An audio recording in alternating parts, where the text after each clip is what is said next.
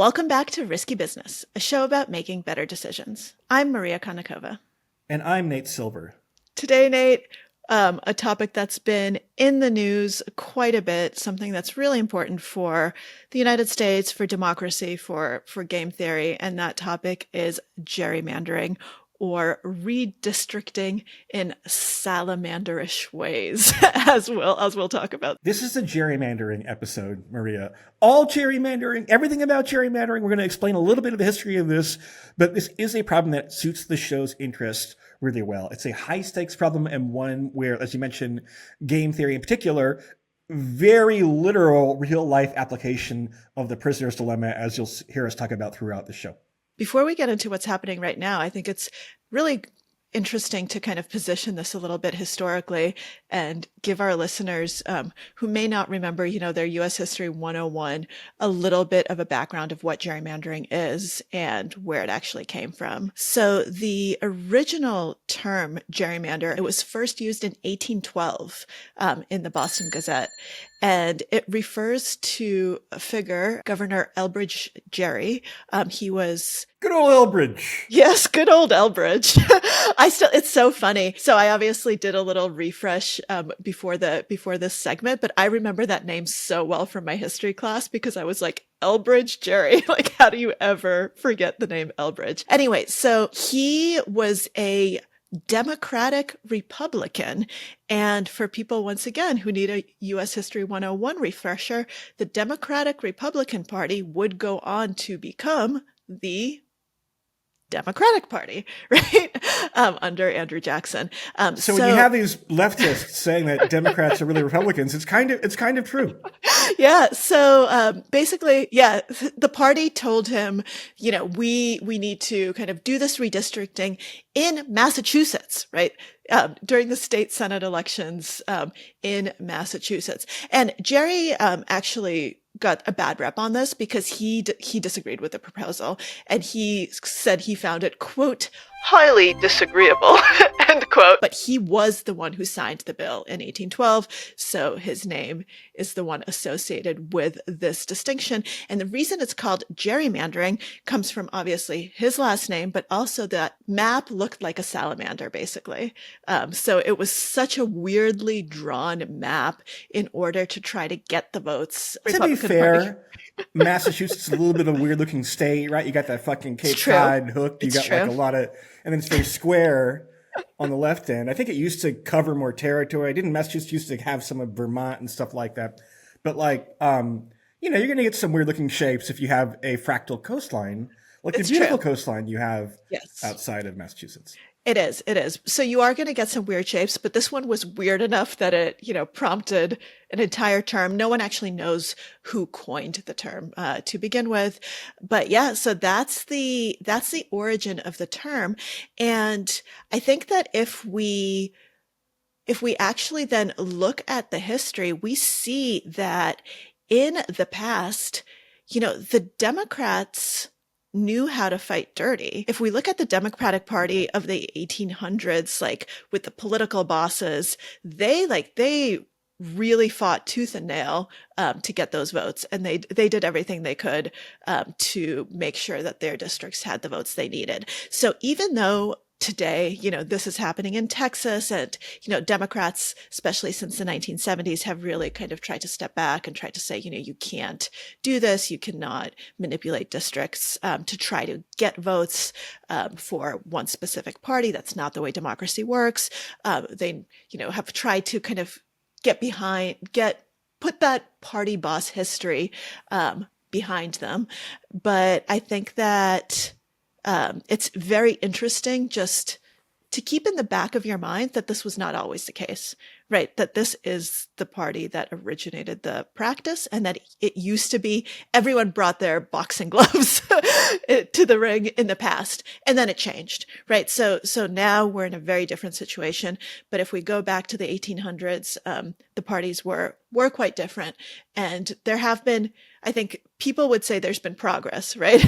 Now, Nate, if you want to bring us to the present day. The Constitution requires that after every census, every decade, that states are responsible to apportion members based on the census to the House of Representatives, and that states are responsible for setting their own boundaries without a lot of limits, at least based on how recent courts have decided this, right? There are some limits based on the Voting Rights Act, where you want to have enough seats that are representative of Black and Hispanic voters and sometimes Asian Americans. They meet certain thresholds. Apart from that, though, the Roberts Court has said that, hey, this is a legislative decision. There are elections to Congress. The Constitution doesn't say a lot about them. And so therefore, if Congress wants to implement more procedures on redistricting, they're in charge of elections. They have to do that, except nothing has really happened, right? Throughout history, there have been periodic periods. I'm redundant there, right? There have been feints and spells where there was more or less mid-decade redistricting, meaning that like there's not a new census, but we're going to reset boundaries in advance of the next election anyway.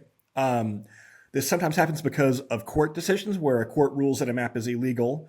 It can also happen strategically. In 2002, or 2003 rather, Texas used to be kind of a Democratic state. I was going to say a blue state, but not really in the classical way that like we think of a blue state. It's just you had like conservative Southern Democrats, for example. LBJ was from Texas, of course. Beginning in the mid-2000s. And LBJ, of course, was the administration that passed the Voting Rights Act in 1965.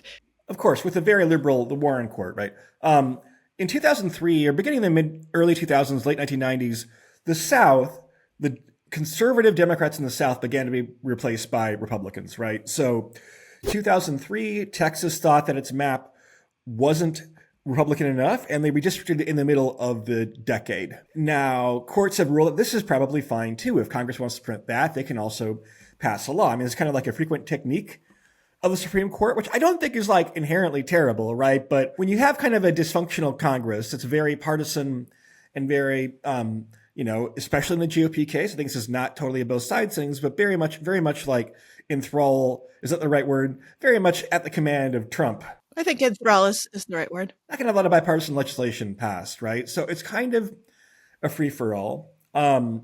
And Trump, being a maximizer as far as strategic gain, has told Republicans in Texas who are initially reluctant, hey, we can probably squeeze 5 more seats out of this map based on the fact that Trump had a really good year in Texas in 2024. And in particular, Hispanics in like the Rio Grande Valley have shifted very Republican. The suburbs have not had this Democratic shift that they thought, so they can squeeze more seats out of the map than they currently have, right? My colleague Eli McCown-Dawson did an analysis of this at Silver Bulletin. It probably will not be the 5 seats they claim. That's kind of the high end, right? Call it like 1 to 5, depending on whether Democrats rebound among Hispanics. Expected value of maybe 3 seats, right? Which, 3 seats might not seem a huge deal. There are 435 members of the House of Representatives.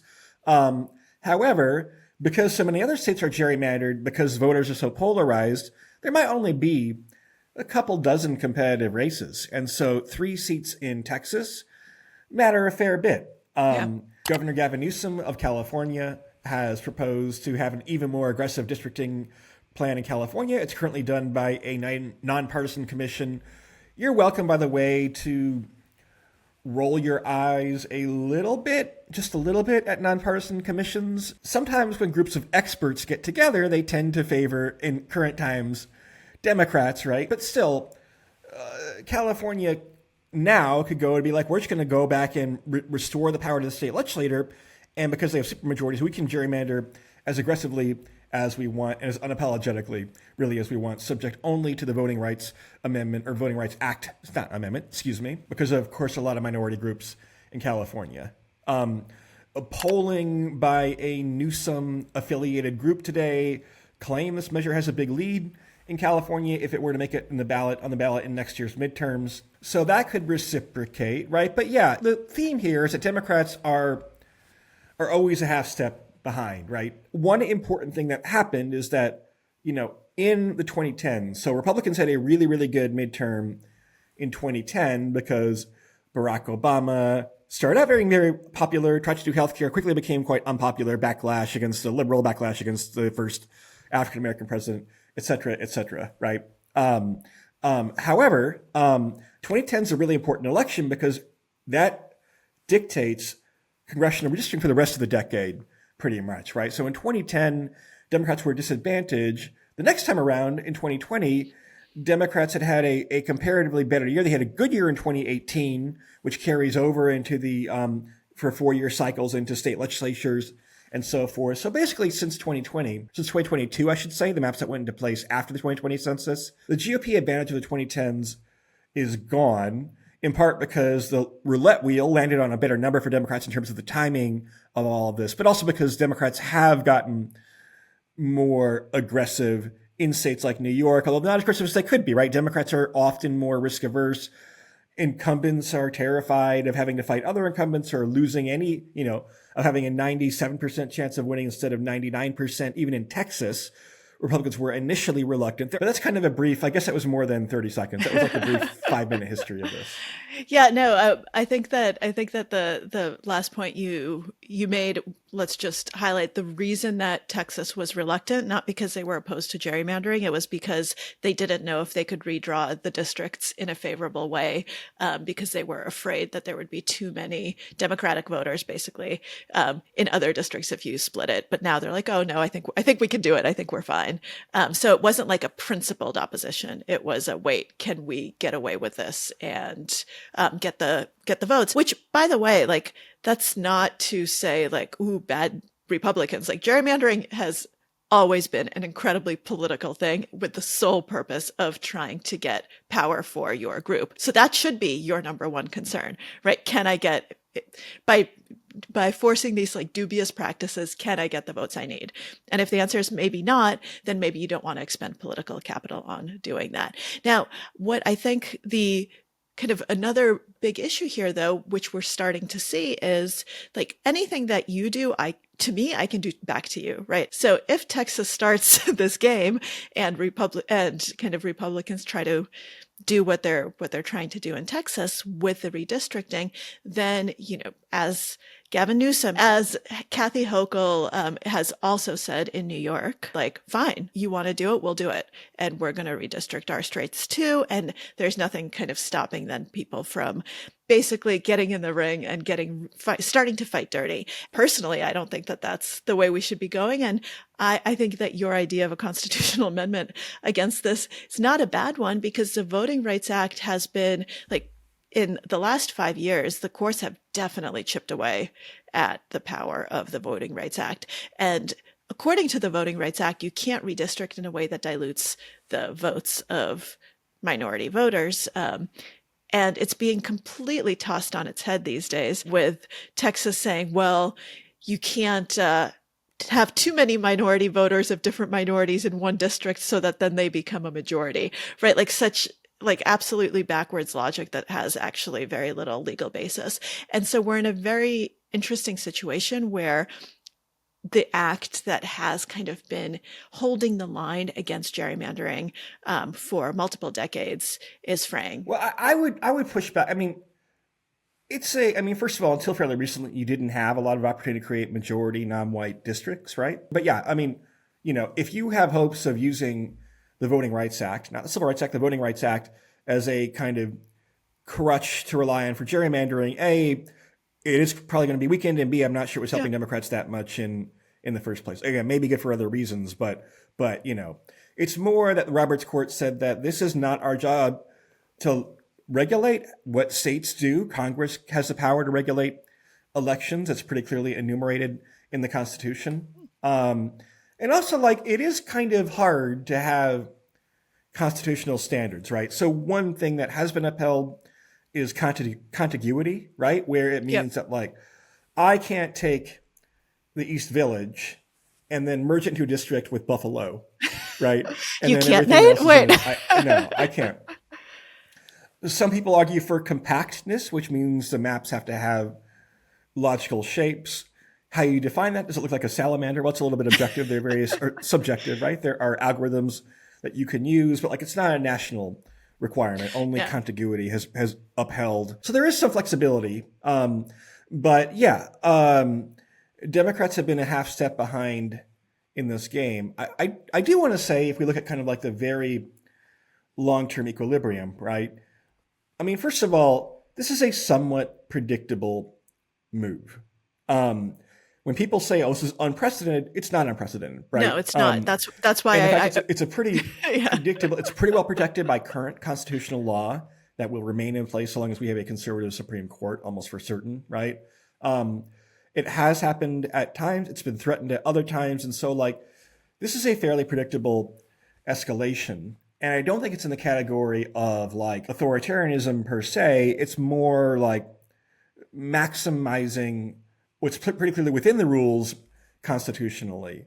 With that said, I do feel remiss for talking about some of the problems of gerrymandering. Well, it means that in a large majority of districts, perhaps 90%, your vote for Congress doesn't matter. It's going to be Democrat or Republican combined with all the polarization that we have today. Secondly, you have a bunch of fucking wackos in Congress, right? Maybe more on the right than the left. Maybe some readers disagree and can point to left wing the squad or whatever they want. I don't mean to equivocate those exactly, right? But when you have members that have no chance of losing a general election, they move even further to the right or the left because they're afraid of losing a primary. They become more parliamentarian, where they do the bidding of Trump or Biden for that matter, right? And there are a handful of dissident, contrarian, whatever you want to call them, right?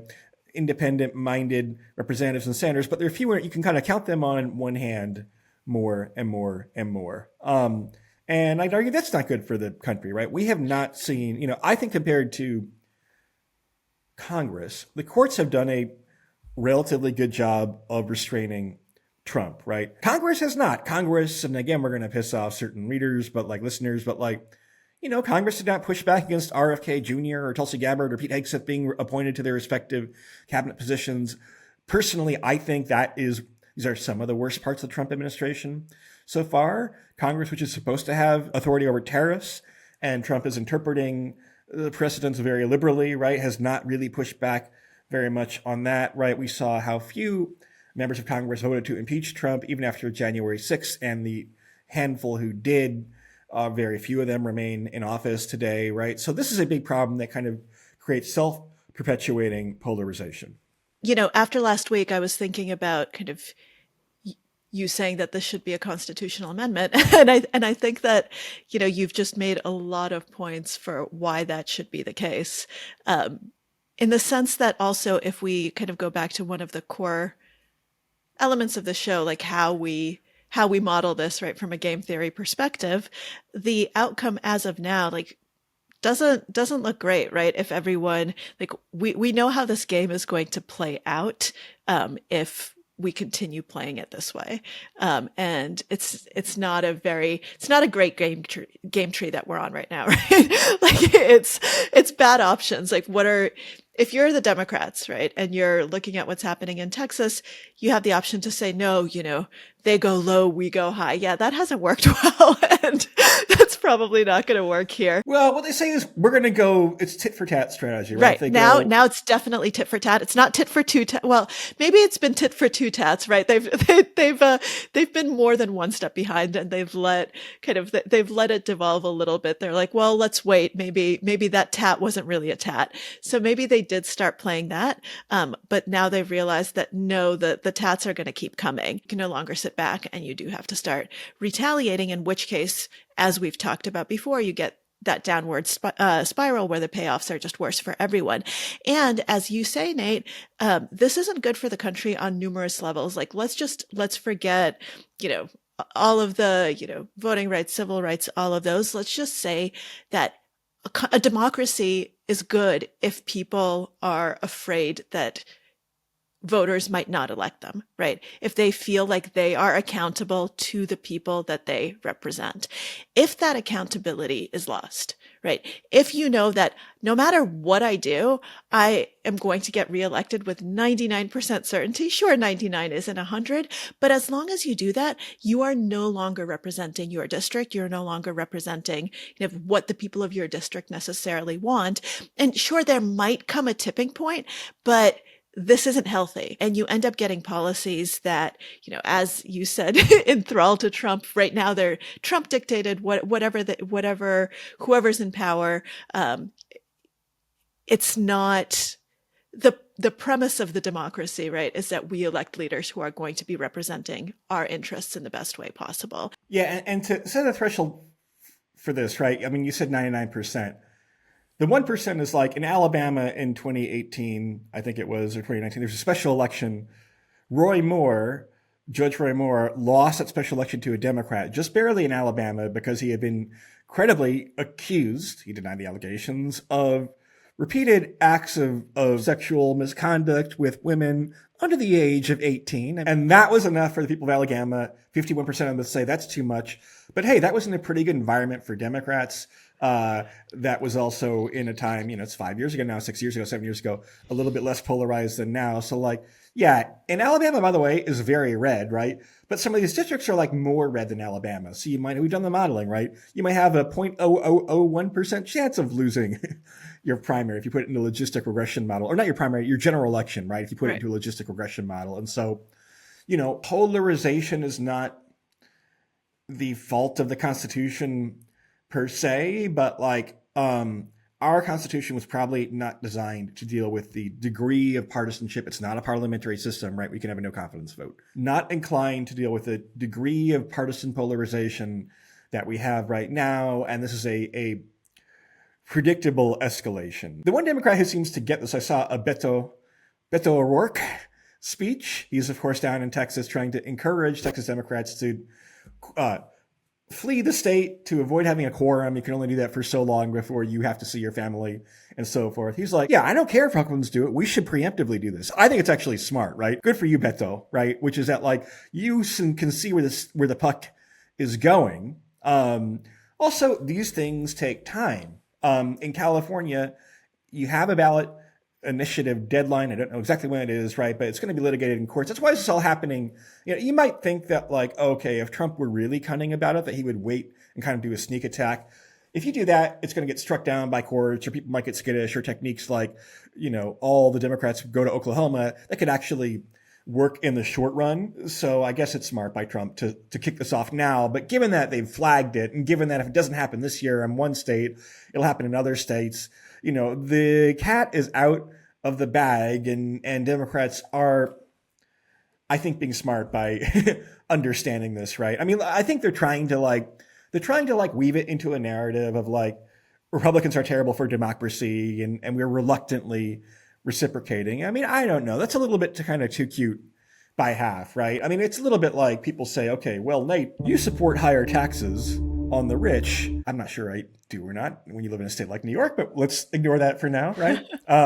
Maybe higher taxes on the rich in Alabama or something. But like, why don't you just give the government more money yourself? It's like, no, because I want like the rules to apply reciprocally to everybody, not just to me, right? Maybe in the long term, if people get very dissatisfied, they feel like their member of Congress is a wacko, they feel like their vote doesn't matter. Maybe you can get a momentum for some type of legislation or constitutional amendment, the former being much more likely, right? Right. It's very constitutional amendments, by the way, are incredibly tough to pass. So let's just throw that out there. It's really hard to get those majorities. The other thing is that, like, look, if you have once a decade redistricting, then what's called a dummy mander. A dummy mander is when you cut it too close and you wind up actually costing yourselves seats, right? Over the course of 10 years, there are 5 congressional elections after each census, right? By 6, 8, 10 years out, things can change a lot in a state like Texas, where there's a lot of migration shifts in voting patterns. So then you can get some dummy manders, right? That kind of restrain the risk. Now the norm is that you can redistrict whenever you want, right? And so therefore, you can be more aggressive, because if you fucked up, then, and by the way, you can also gerrymander, very importantly, state boundary lines that you are more likely to retain control of the state legislature. Wisconsin had a cycle for many years where the representative or the legislator was vastly misrepresentative of a very divided purple state, right? And it's self-perpetuating until Democrats finally won control of the Wisconsin Supreme Court and forced the drawing of new maps, right? Used to be Democrats had benefited from higher turnout. They would do comparatively better in presidential years and then lose ground in midterm election years, lose ground in special elections. And now that's reversed, right? Now Democrats are the college-educated people who have the "in this house we believe" signs. They're voting for a municipal dog catcher. They're voting in every fucking election, right? And since half the elections are congressional or are non-presidential elections, actually more than half if you count special elections, right? You could have a thing where now Democrats actually gain ground at the midterms and congressional years, and use that to kind of hold the fort down in presidential years by gerrymandering aggressively, right? So I'm not actually sure that if you get to the equilibrium where every party, when they have every ability to, and in some states it requires regular majorities, some states supermajorities based on the state rules and constitution, some states do have requirements that are stricter than the U.S. Constitution, right? In the very long run, if everybody's maximally aggressive, I'm not sure this actually helps Republicans at all, right? There are other debates about, well, Democrats are concentrated in cities, and therefore if you go for things that are compact, nice listening districts, maybe that helps Republicans because Democrats are a sink of votes. I'm not sure that's as true either for one reason. You have seen cities actually become comparatively less blue. Very blue. New York is very, very blue, but less blue. We saw Zoran win the primary, right? But less blue than it was in presidential voting than it was 10 or 20 years ago, right? And meanwhile, the rural areas are very, very, very Trumpy, right? I mean, you always got the Asheville, North Carolinas, Maria, right? You got the little colleges, you got the gays, there are gays everywhere, right? There are minority groups everywhere, right? There are always smatterings of Democratic voters, but like less and less, especially as like rural Hispanic voters, rural Black voters, right? Have become more and more Republican. Then you have very, very red areas. And so I don't know there's any intrinsic disadvantage to Democrats in the long run. By the way, the current maps as of 2024, if anything, had a very slight half a point Democratic bias, right? Because Democrats kind of had a good year in 2018 and California, even though it could gerrymander even more, it's a pretty aggressive map and so forth. And so it's not so much that the equilibrium is one where, in theory, you'd say, well, if neither party really benefits in the long term, then why not avoid this mutually assured destruction and have a gentlewoman's agreement to avoid doing this too aggressively. I mean, that we know from game theory, from the prisoner's dilemma, etc., especially when the parties increasingly see politics as a zero-sum game. It's very hard for that agreement to hold. And by the way, they're selfish too, right? In districting, what happens is that you are usually protecting incumbents by having fewer competitive seats, right? And obviously some incumbents lose the game of lucky chairs, a bit like a poker tournament. You're kind of eliminated one at a time, right, to protect the other incumbents. But like for the most part, selfishly, if anything, it might lead to equilibrium where they're not as aggressive as they might be because they want the 99% chance and not 95%, right? Because they're nits, Maria. They're nits. They're nits. They're terrified of taking any risk. They're selfish. I don't know why anyone would become a member of Congress. I don't know. Is that mean? No. You gotta be weird. I mean, maybe the House. The House seems fun. Fucking governor. I want to hang out with the governor. I'd have a beer with the governor, right? Fucking senators are like wax figures. They're weird as fuck. It's one of the most objectively weird things to be as a United States senator. Why would you want to do that? I have no idea. I don't know why anyone would want to be a politician. But one of the things that, apart from the weirdness of U.S. senators, one of the points that you've made in not so many words is that one of the things to remember about redistricting in general is it takes time and it's a thing that you're doing for the future. And the future is inherently uncertain, right? And we're not quite sure how trends are going to play out, how different things are going to play out, how populations are going to move. And there are certain things that you can't predict, right? Like no one predicted, sure, people said pandemic coming at some point. No one could predict, what happened during COVID and where kind of people started moving, what that would do to maps, et cetera, et cetera, et cetera. Those events will happen. We're talking about a long timeline, 5 years, 10 years, all of these things. And then once you actually do the redistricting, it could be, challenged in court. That could take a while. So all of these things, like, this is massive time horizons. And so when you say, like, you're not sure how much it hurts, Democrats, that's, it is, other than like everyone loses mutually assured destruction. That's very true because like we don't know. And when you're drawing these lines, you're drawing them with the present in mind, not with a future mind. Even if you think you're taking the future into account, you might be making gross mistakes because you have kind of this present bias. And I don't know how many experts you're consulting and what kinds of experts you're consulting, who the experts would be that you would consult even to say, okay, well, in 5 years or in this crucial election, we predict X and Y. It's a really, really difficult science, right? It's a complicated process, and just humans are bad at that kind of uncertainty. And this is just something that people aren't really talking about. They're like, oh, well, let's see what we can do with the districts now to try to kind of capitalize on our votes. And those 95%, 99%, all of those things, that's gonna matter. That might change.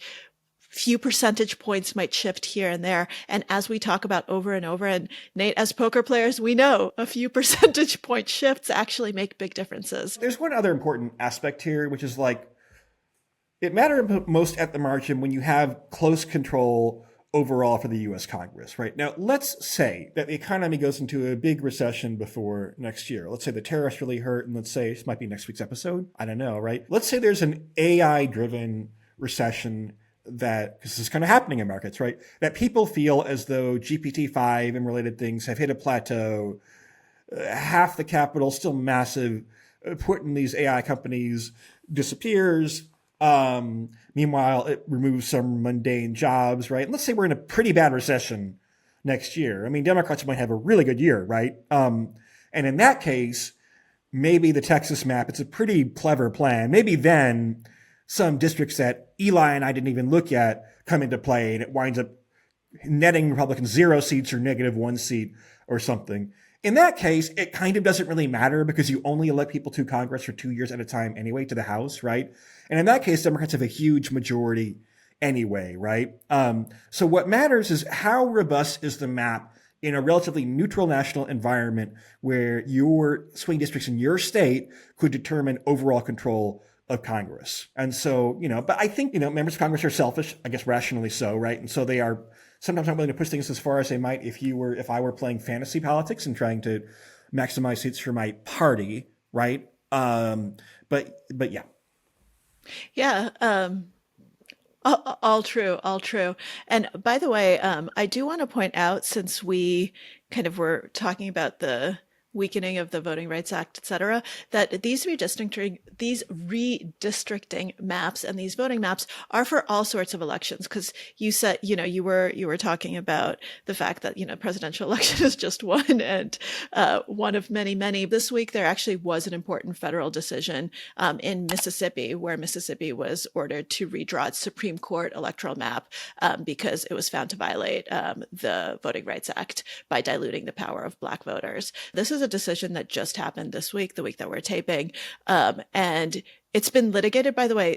The lawsuit was first filed in April 2022. So that's how long it took for this decision to be made. So this just highlights several of the points that we've been talking about, and is something that's kind of also in the news that didn't make as many headlines because it's not as big a story on some level as Texas, California, all of that.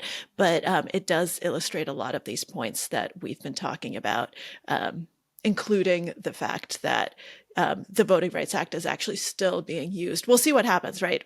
This is a federal court, but you can see this being appealed even further. What do you do if you're a citizen, a voter?